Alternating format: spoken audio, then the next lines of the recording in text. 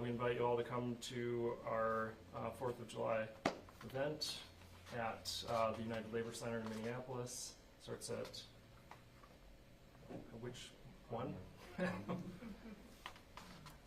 There'll be more details forthcoming on that, I'm sure. Linnell Lane is a park keeper. He's going to speak now. Thanks.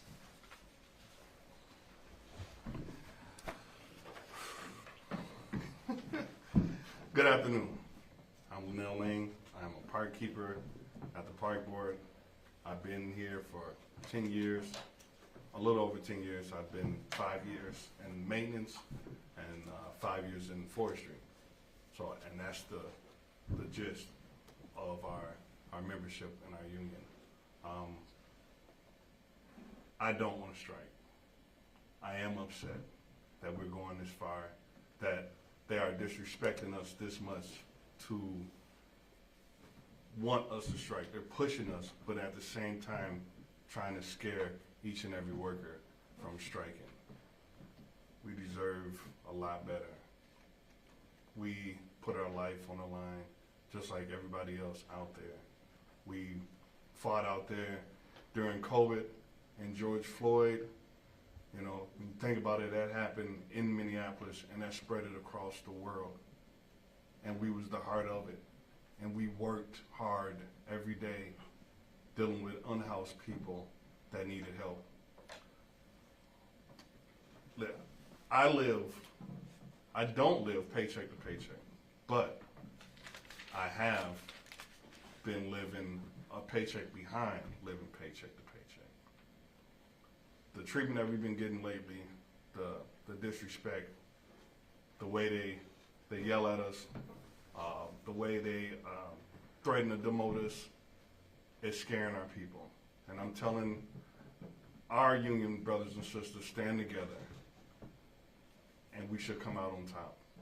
Stand together and don't allow no bully to bully us, because we take care of the people and we do the work. Thank you.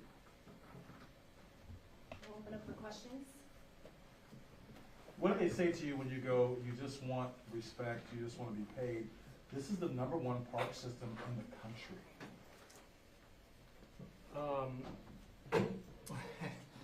It's a difficult question to unpack. There's a lot. They're evasive. They tell half-truths.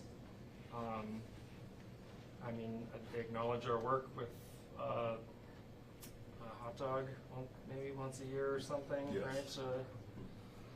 And they, we've only received one set of comparables on wages. We've provided them with reams of information.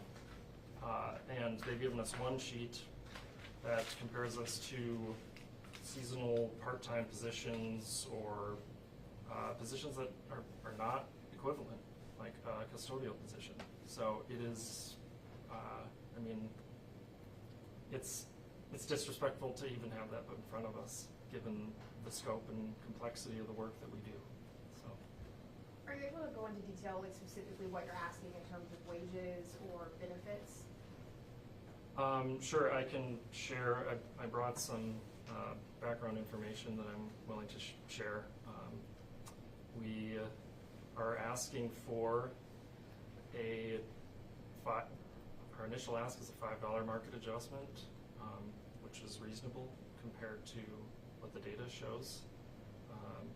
Average behind the market, about $8 an hour behind for the park keeper position in the metro area when you compare it to, and that's 2023 wages, compared to the top 20 most competitive surrounding metro area cities. So, and certainly not dealing with the challenges that this workforce has dealt with. So I don't know what they don't have a justification for their low wages. Why it should be the hardest place to work in the state and the lowest paying is beyond me. Could you expand a little bit more on the work that you do and why it's important for the community? Yes. As a park keeper, my daily job is to make sure everything is safe before you even get into the park. We start at 5. We have Rec Plus at 7, and that's Rec Plus is young kids coming in the building to spend their day, you know, like a daycare. Okay. Every day I go on I don't allow people into the parks until I check out the sand and make sure there's no needles, which has been there even when we weed whip. Make sure there's no knives, there's no blood, it's stuff that we clean up. We also required to do a equipment check. We make sure we check the slides, we make sure all the bolts are tight, and if they're not, then we close it, we shut it down. We are also licensed pool people. We take care of the pools. I make sure your chemicals are correct so you can get in the pool and not get burned. We make sure we clean it. We get the sand out.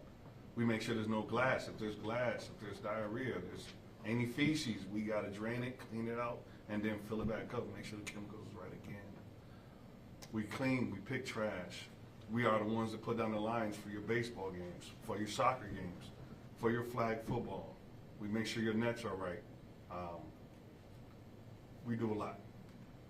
But it's all in love for the city, because we all have used it. I grew up in at Phelps and Powderhorn and Peavy. I remember I used to go there and all those things was always available. Was never, you know, not adequate. We've been adequate these last 10 years. We've been the #1 park 6 times out of 10 years. And out of the other 4 years, we've been at least top 3. So that lets you know that we care and we put in the work. Can we get quicker spelling of your name? My name is Lanel Lane, Lanel, last name Lane. Thank you. Can you elaborate some more on the safety concerns that you have about working on the job? I mean, I think are you asking about the contract, like what we're asking for, or Yeah. what the concerns are? I mean, The concerns are what you'd like the city to do to alleviate those concerns. We'll do a little double. Sure. Little dual. Dealing with unhoused people, there's a lot of tents to clean up, which is, you don't know what you're running to. Bags, book bags, plastic bags, and we've been saying that we need a hazmat suit. We need gloves that's non-puncture gloves. This is stuff we need when we get there. It shouldn't be afterwards, or we need to have this ready available, because every morning we're going to the site and then we see it and we're supposed to wait. We're also asking, you know, that it should be some type of compensation for that, because you're dealing with blood, needles, vomit, poop, and so that is something that's very important to us. I think, I mean, so in this, Planel's not directly in on bargaining, so he can be excused from that portion of the not knowing what the contract is. We're actually not asking for a monetary component to that anymore.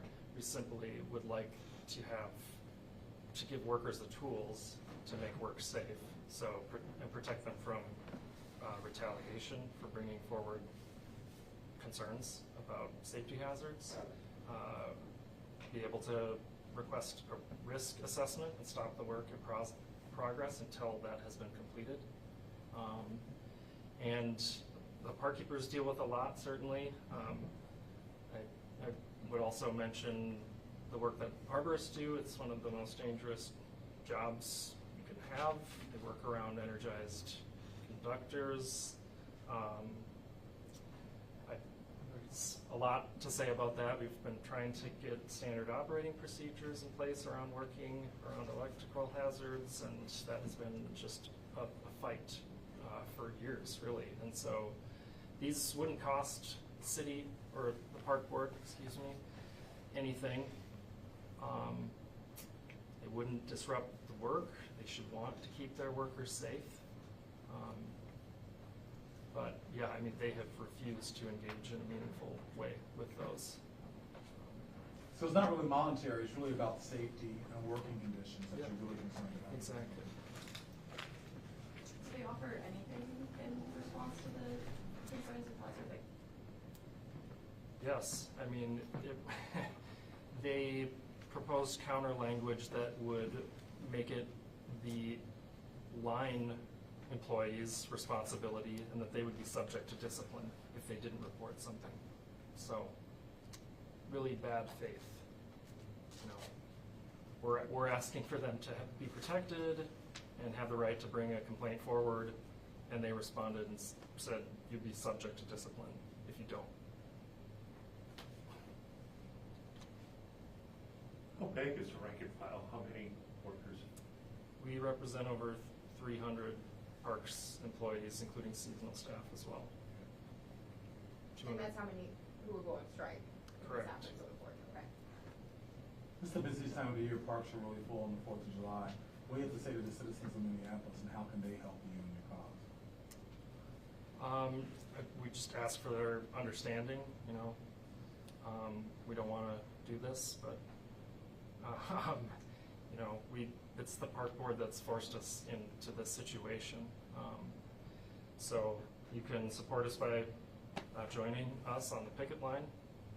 Hopefully they come to their senses, but yep, on July 4th is our kickoff and party and picket at the Labor Center in Minneapolis. So should I read the details? 312 Central. We'll have to go. Has Mayor weighed in? I've been in communication with the mayor. I think he shares the goal that we do. I hope he does. And I've been told he's been on the phone with park board leadership. I mean, this is his city. These are his parks, and it's his responsibility too. And he did do right by our members at the city and got them a long overdue increase for our public works employees, and we can't leave parks behind.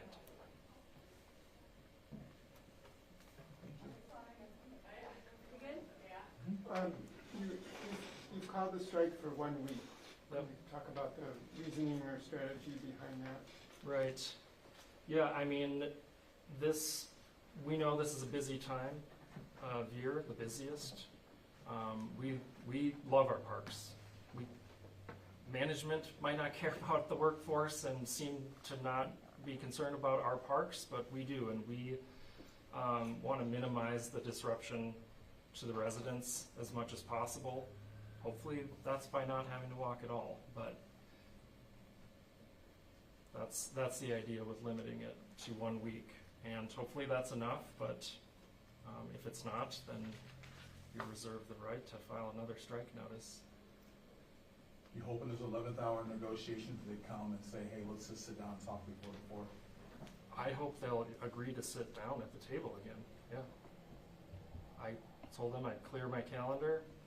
Today, I was ready to continue at 12:30 in the morning when they decided they were done, so. Who's in the negotiations on the park board side? Who's at the table? Their lead negotiator is an assistant to the superintendent, one of, is it 3, 4, I can't, 4? Yeah. Jeremy Barrick.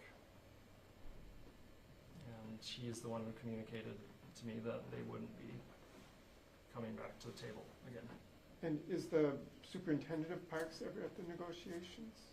No, we've asked this, but apparently he's apprised of what's going on over the phone, but I would have thought he might be there for our last day after filing the strike notice for the mandatory meeting, but no, he hasn't been there. I think he should take it more seriously.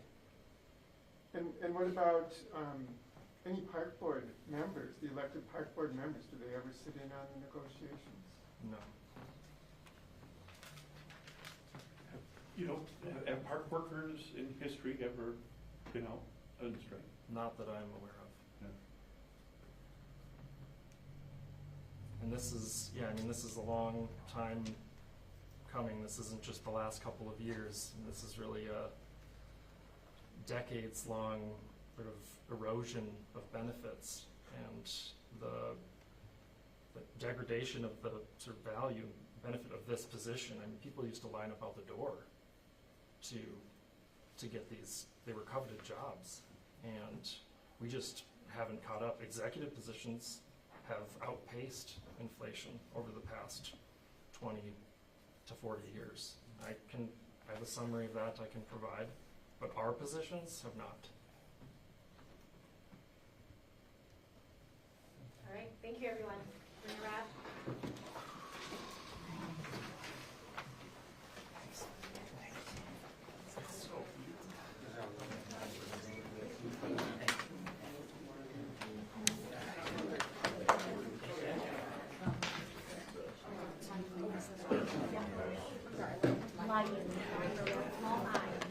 Here you go.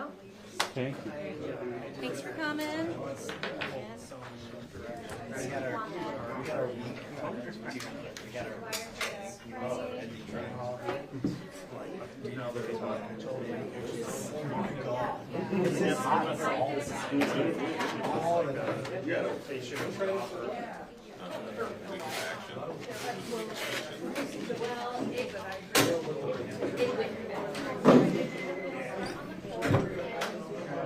coming out again.